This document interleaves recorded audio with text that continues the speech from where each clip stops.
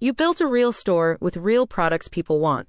But before a buyer ever clicks an ad, Google Shopping is already deciding which stores deserve the slot. A thin product feed and a sloppy performancemax setup hand those slots to competitors. In this video, I'll show you the 5 fixes I make to feed and campaign structure so your products win the click and the sale instead of paying to lose. The first fix is your product titles, because the feed title is what Google matches to a search.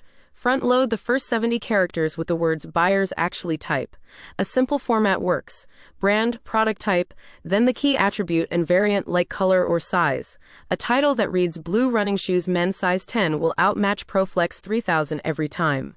Rewrite your top 50 sellers first since they carry the bulk of revenue and watch impressions climb within a week. The second fix is completing your attributes. Google rewards feeds it can read with confidence. Fill in GTIN, brand, color, size, material, gender, and age group on every item, and aim for 95% completion across the catalog. Add the product highlights and a real description too. Each blank field lowers how often Google shows that item, so a half-filled feed caps your reach no matter how much you spend. This is unglamorous data entry, and it is the single highest return hour you will spend this month. Third, stop running one giant performancemax campaign. Split your asset groups by product margin and intent, so your high-margin bestsellers are not sharing a budget with low-margin clearance. Give each group strong assets, at least 5 headlines, several long descriptions, and your sharpest product images and video. When everything sits in one bucket, Google spends where it is easiest, not where you profit. Separating by margin lets you fund the products that actually pay you and starve the ones that do not. Fourth, take control of the traffic you pay for. By default, PerformanceMax will happily charge you for people already searching your brand name, traffic you would win for free. Use brand exclusions so your budget chases new buyers instead. Add tight search themes to point the campaign at the queries that convert.